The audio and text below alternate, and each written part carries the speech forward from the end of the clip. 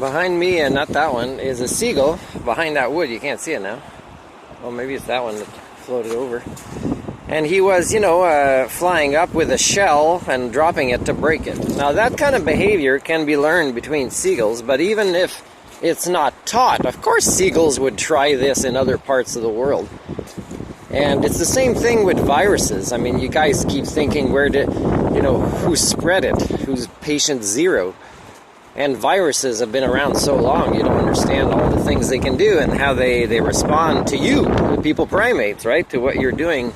So even if you find like an originating source of the first contamination of the COVID-19 virus, there was probably some spontaneous creation of it somewhere else where the conditions were suited for it to come about. I mean, I don't know if you want to call that viral resonance,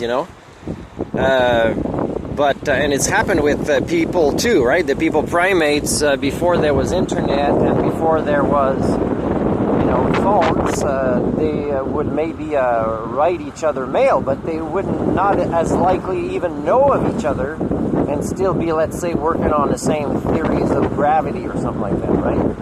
And when they come to the same conclusion or pursue the same kind of theory at around the same time without knowing each other, I think that's called cognitive resonance.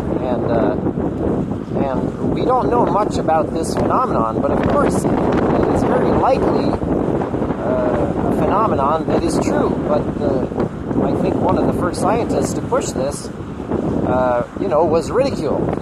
Like James Lovelock was ridiculed, like Lynn Margulies wasn't taken seriously. All the science that you guys are not making progress with is in large part because you discriminate against each other. You don't act like the rest of the natural world does, which is mostly in a cooperative collaboration. You compete even with the only paradigm that can save you as a species, the scientific one, because the religious ones and the magical monetary paradigm ones are, the cause of most of your issues that led to now advanced suffering from human chauvinism and intellectual laziness and elitist status and tribe versus tribe mentality type nonsense still. There's so much that you are incapable of learning now. Even though the potential was there, now there's so much weird things going on here. And they seem to be, as I have observed in the last few years, passed on to your children at younger ages, where I can see, even sometimes 5-year-old kids, I'd have to work with them 10 years just to undo the damage that was done to them in less years than that, to develop a human operating system. So you're pretty far gone.